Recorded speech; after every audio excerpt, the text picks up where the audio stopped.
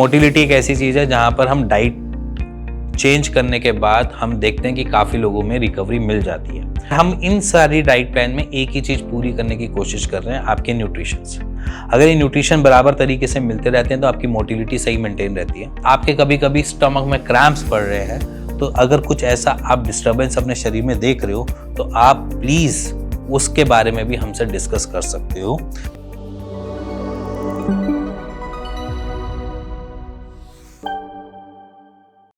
So guys, seat fit में आपका स्वागत है। मोटिलिटी हैम्पर हो रही है किसी ना किसी रीजन की वजह से, बट आप उसको जज नहीं कर पा रहे किसकी वजह से हो रही है। बट मैं आज आपको कुछ चीज़ों को जज करने का तरीका भी समझाऊंगा कि मोटिलिटी को कैसे जज की जाए। तो मैं कुछ आसान से मेथड्स आपको बताऊंगा। सबसे पहले मैं आपके सामने एक डाइट चार्ट शेयर कर रहा हूँ। आज से अप्रॉक्सीमेटली 2-3 महीने आप खाना स्टार्ट करो। आफ्टर 2.5 मतलब कि 2.5 महीने बाद आप एक टेस्ट करवा लेना।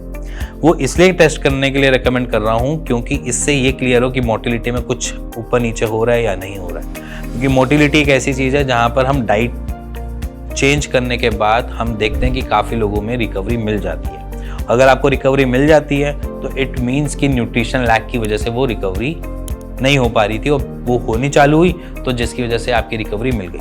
अदरवाइज अगर वो रिकवरी नहीं मिलती है तो हम फिजियोलॉजिकल या कोई गट हेल्थ इश्यूज़ के रिलेटेड हम रिलेशन बनाते हैं। तो बट अब यहाँ पर हम क्या करेंगे, डाइट की वजह से हम जो भी दिक्कतें फेस कर रहे हैं वो हम सारी दिक्कतों को सॉर्टेड करने के लिए आपके सामने एक डाइट प्लान दे रहा हूँ।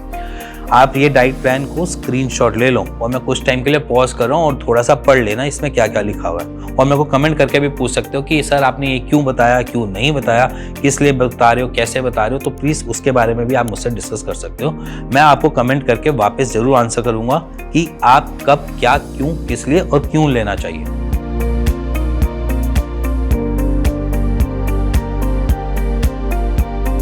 सो डाइट प्लान आपने देखा होगा, जाना होगा। तो अब अगर आपके पास कुछ क्वेश्चंस हो तो आप पूछ सकते हो।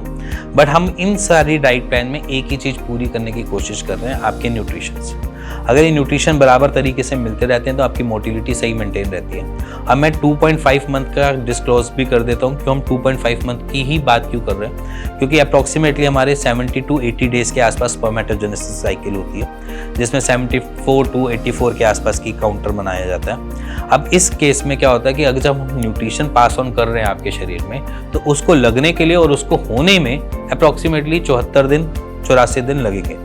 तो 74 to 84 डेज का टाइम ट्रैवल जो होता है, या ये वाला जो टाइम ट्रैक होता है, इसमें हम यही कोशिश कर रहे हैं कि आपके न्यूट्रिशन जो भी लैक हो रहे हैं, चाहे उसमें जिंक हो, चाहे उसमें प्रोटीन हो, चाहे विटामिन डी हो, या B12 हो, या सेलेनियम हो, ये सारी की सारी चीज़ें रिच कर जाएं, जिसकी वजह से मोटिलिटी इशूज़ को हम ओवरकम कर पाएँ। बट अगर यहाँ पर ये सारी चीज़ें नहीं हो पाती आफ्टर 2.5 मंथ, तो उसके लिए मैं एक नेक्स्ट वीडियो बनाऊंगा जिसमें आपको थोड़ा सा इलाबोरेट करके भी बताऊंगा। बट अभी जो मैं बताने जा रहा हूँ वो एक यही है कि अगर ऐसा कोई आपके साथ मोटिलिटी का है तो सबसे पहले फॉलो दिस इंस्ट्रक्शंस। आप इस डाइट प्लान को डेली रूटीन में लेकर आओ, ठीक है। उसके बाद 2.5 मंथ के बाद अगर आपकी रिपोर्ट्स में कुछ चेंजेस देखने को मिलते हैं तो आप इसको थोड़ा सा लंबा कंटिन्यू करो।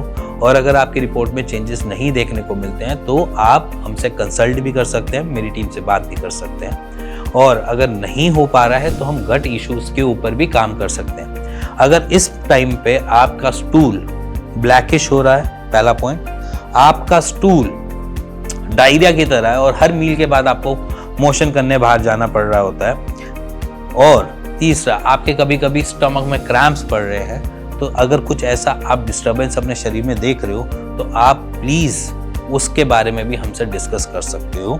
क्योंकि अगर ये सारी चीज़ें सॉर्टेड नहीं होती हैं तो आपकी मोटिलिटी भी ढंग से सॉर्टेड नहीं हो पाएगी, क्योंकि आपकी गट आपको सपोर्ट ही नहीं कर रहा आपके न्यूट्रिशंस को कैप्चर करने के लिए।